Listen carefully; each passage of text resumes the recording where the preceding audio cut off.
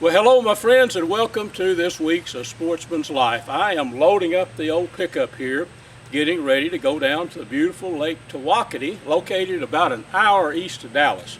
Now, I'm going to join my buddy Tony Pennebaker, Thunder Cove Guide Service down there. Tony has been catching tons and tons of channel catfish that weigh from 1.5 pounds to 3 pounds. Just good eaters using punch bait. Now, Larry Weissoon and Jeff, they're going to be with us a little bit later in the show, but right now let's load up and head down to Tawakoni and join up with Tony down there at Thunder Cove Guide Service on the dock. So hang with me, let's go have some fun. So we got a 3/8 weight. I got a little spacer, man. You can use anything there. Those beads, little orange beads you buy, that works fine. I cut these out of bobbers.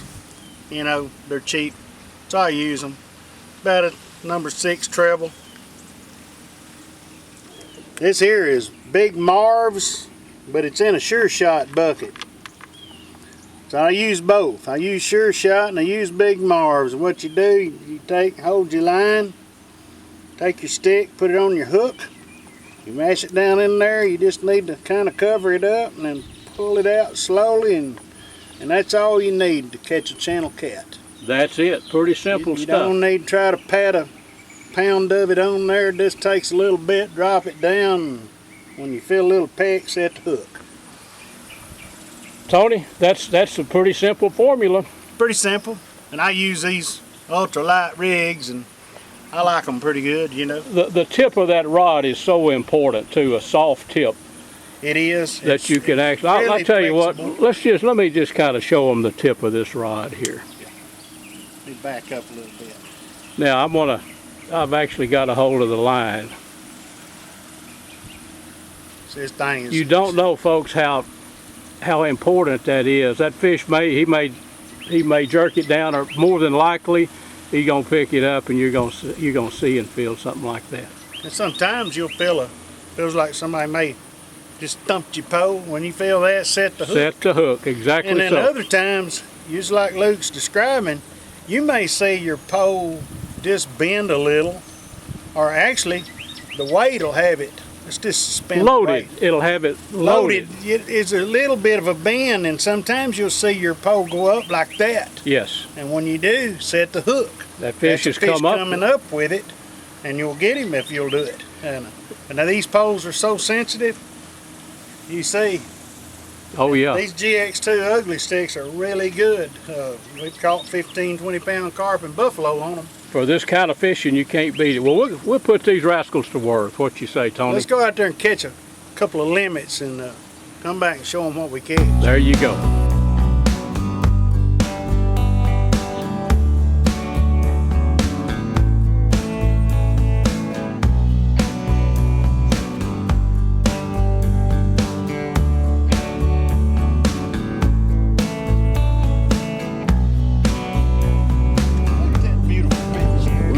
Look at him. Let's see. That is one pretty fish right there. You're not kidding. There's some good eating too, buddy. Yeah. He's trying to wave off.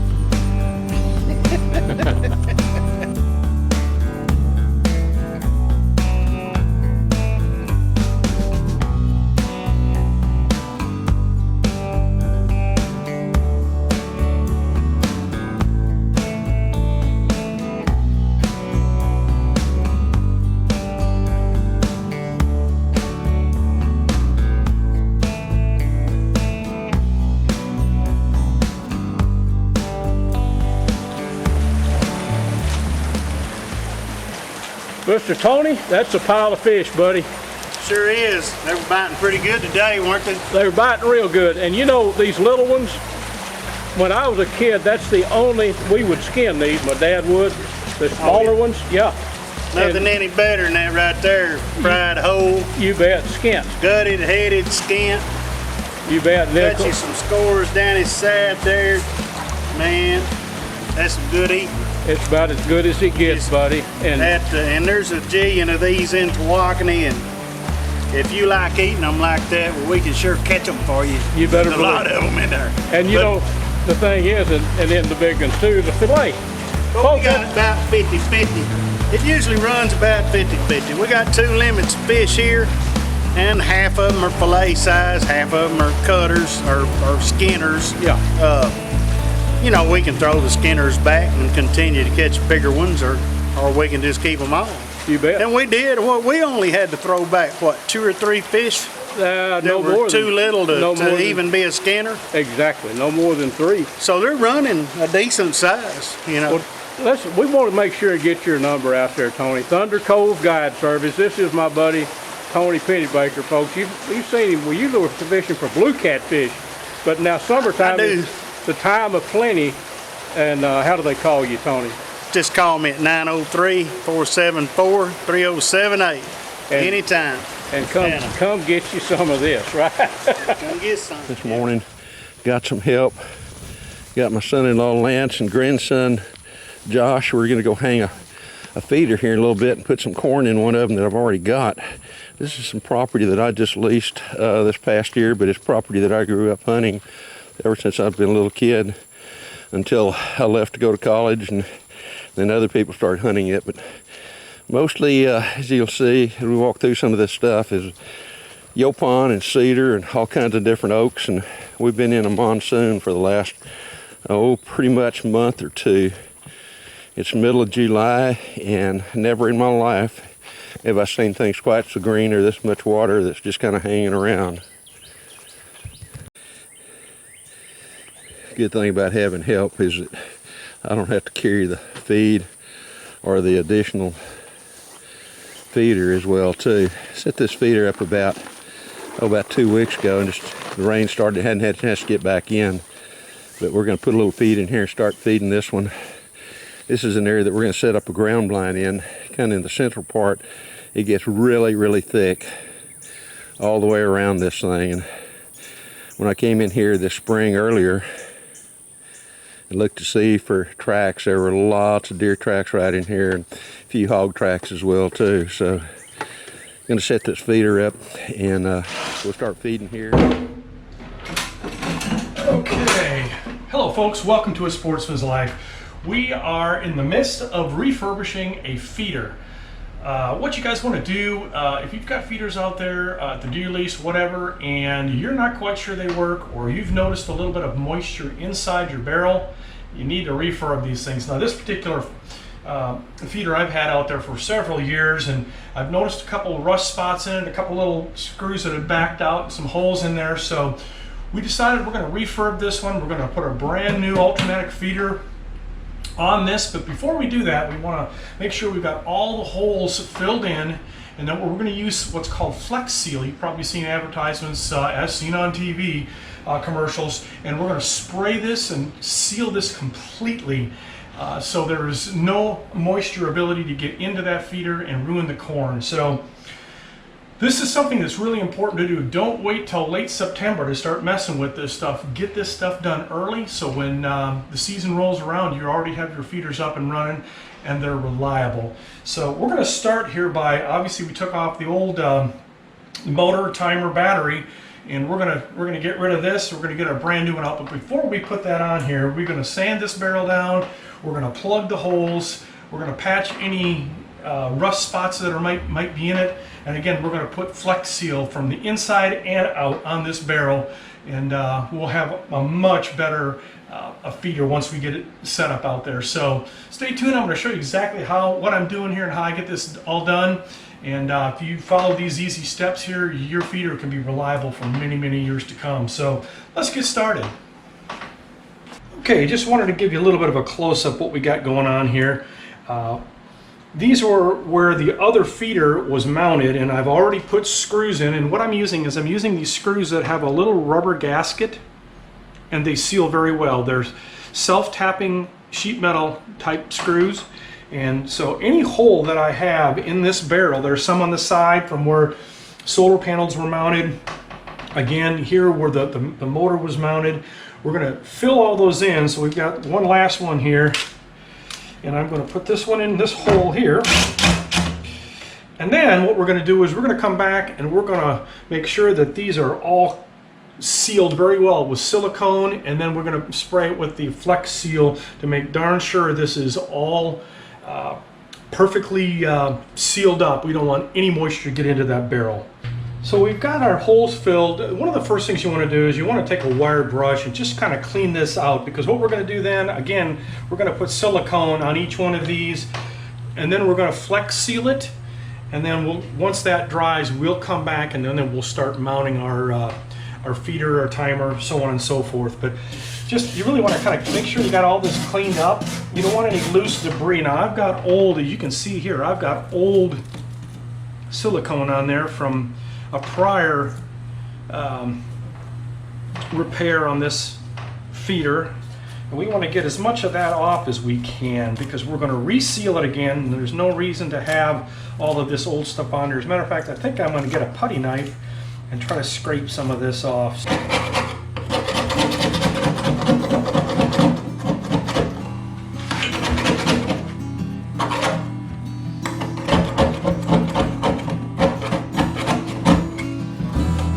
As you can see, all of the old material is coming off very, very easily.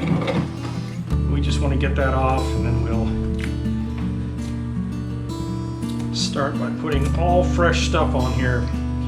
But again, the most important thing is to keep the moisture out of your barrel. You don't want any cracks, any holes, anything that would allow moisture in.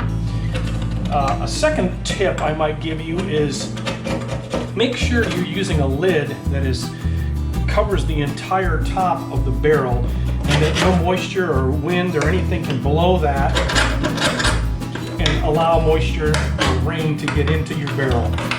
Because the minute you have moisture in your barrel, you've got problems.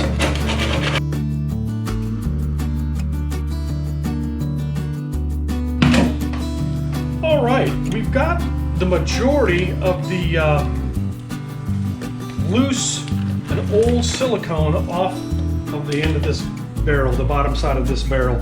So I'm going to go ahead now and I'm going to silicone what we have left here, and just to make sure that these are well sealed. You don't want any moisture to get into any of these.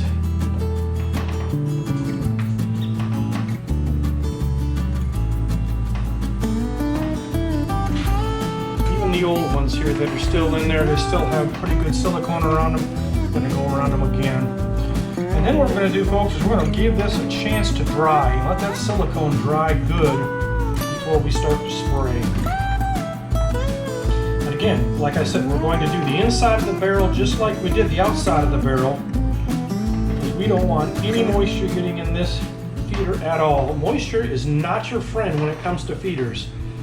That is the quickest way to find your feeder not working. All right, let's go around and do the funnel here and get this good and sealed. Once again, we don't want any ability to have any moisture get inside this barrel. It's critical. There we go. Okay, we're going to let this dry, and we're going to come back, and then we're going to start with our Flex Seal. Going to get this thing sealed. Once we have the bottom done, we'll get the inside, we'll get the sides, everything. We're going to make sure this is completely airtight, sealed, so when I put corn in it, that corn stays dry. Well, as you can see, folks, I've given it about 6 hours, and this is very, very dry. So we're all good with the silicone.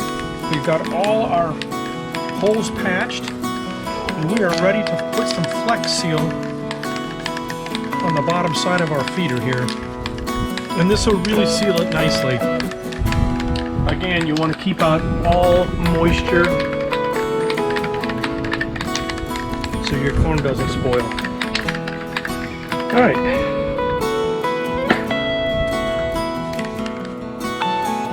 Here we go.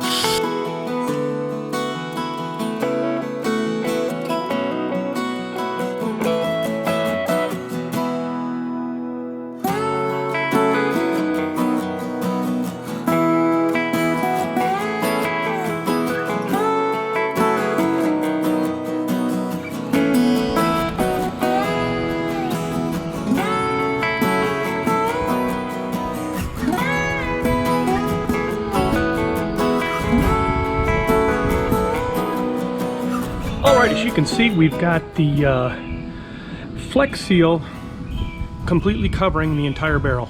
So anything that was a potential hole or a way for moisture to get in is no longer. So we've taken care of that. Our next step is going to be let this dry. You've got to let this dry for a couple of days. I really like to get that to where it's very, very adhered to that barrel before you put any corn in it.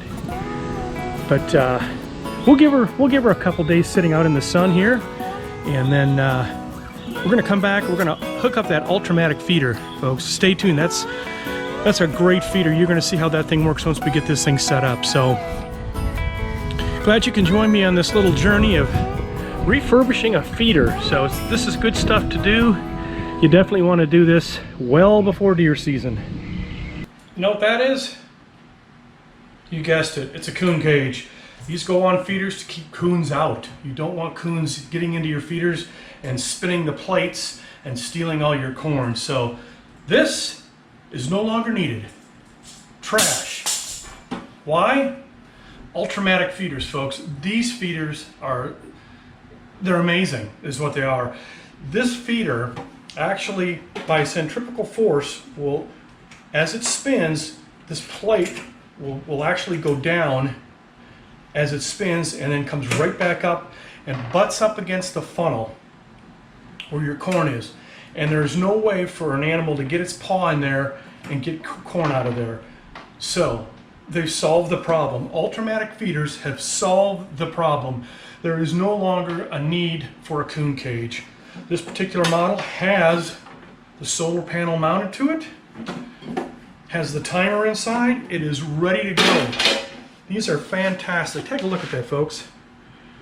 All set to go. All I got to do is hook a battery up, hook this to the barrel, and you are ready to set your feeder up. Throw some corn in it and you'd be good to go. So I highly recommend you check out Ultramatic feeders. This is what we're going to put on our refurb barrel, and we'll be set to go. So stay tuned. We have our barrel completed. We have refurbished this barrel, and now it's time to put on our Ultramatic feeder, and we're going to get this thing set up and ready to go. As you'll see here, I've got these little self-tapping sheet metal screws, and they have a rubber washer on them. That's what you want to use. That'll seal this nice and tight, and when I put my 4 screws in here, it doesn't hurt to go back and put a little bit of silicone on there just to seal that as well. We want to make sure all of this is sealed so there is no ability for moisture to get in. Now we want to set our motor exactly where you want it on this feeder. So when you screw this thing down, it is exactly where you want it to be, dead center. You want to make sure that the funnel of that barrel is coming right into the dead center of the plate underneath here. So let's get this thing screwed on there. We'll flip this thing over. We'll take a look at it.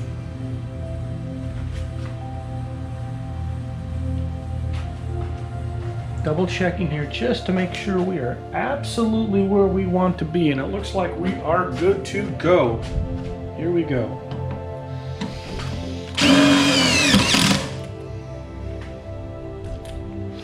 One screw in. Double check once again. We'll go on this side and put one in over here, and then we'll be good to go. 2 more to go, and we will be ready.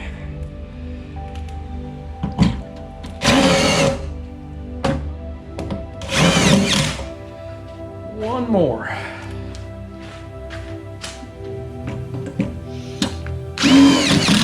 what you want to do is you want to let this barrel sit outside for several days and get the stickiness off of this barrel, right? The inside, outside, everything. If it's sticky and you put corn in it, so let's say you paint this thing with the Flex Seal and you pour a bunch of corn in it 24 hours later, it's going to stick to the inside of this barrel and it's going to kind of mess it up. You want to give it several days.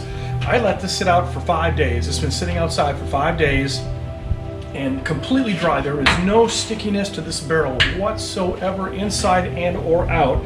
So what we're going to do is we're going to put a battery in the Ultramatic feeder. We're going to set the timer. Let's take a look at how this thing works. All right, here we go. We've got our timer. We've got our brand new battery sitting out here and our connections. So we're going to connect, and let me re-emphasize, a brand new battery. When I use a feeder like this and I refurbish one, I always like to put a fresh battery in the feeder. So here we go. All right, our battery's hooked up. We're all ready to go. We've got the timer set. So really what I want to show you is how this Ultramatic feeder works. The cool thing about this feeder is the fact that, as I indicated earlier, you do not need a coon cage. The plate here will actually drop down when it spins, throwing corn, and then it pushes right back up against your funnel, and animals can't get in there and pull corn out. So let's go ahead and take a look at how this thing works. Watch that spinner plate and we'll see how this thing works.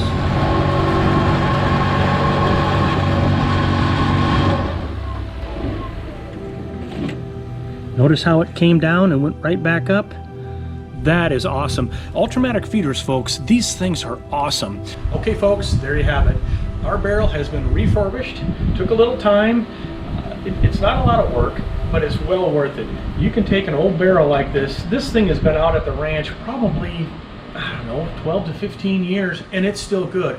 But it was time to refurbish this thing. It had some holes in it. We had some moisture building up inside this barrel, and that is never a good thing. So taking the time to scrub it down with a wire brush, clean it all off, and then use Flex Seal. And again, that Flex Seal will seal this thing. Use a little bit of silicone on each screw that you use, and I tell you what, this thing will be ready for many more years of use.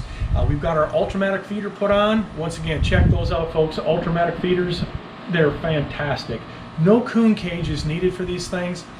And man, I tell you what, all we have to do is dump some corn in this thing and we are ready to go. So we look forward to seeing you here again on A Sportsman's Life. And a special thanks to these fine sponsors: Air Force Air Guns, B&B Charcoal, Dallas Safari Club, Hornaday, Pyramid Air, Taurus Firearms, Sightmark, Smokin' Tex, Snaplock Hunting Blinds, TRHP Outdoors, and Striper Express.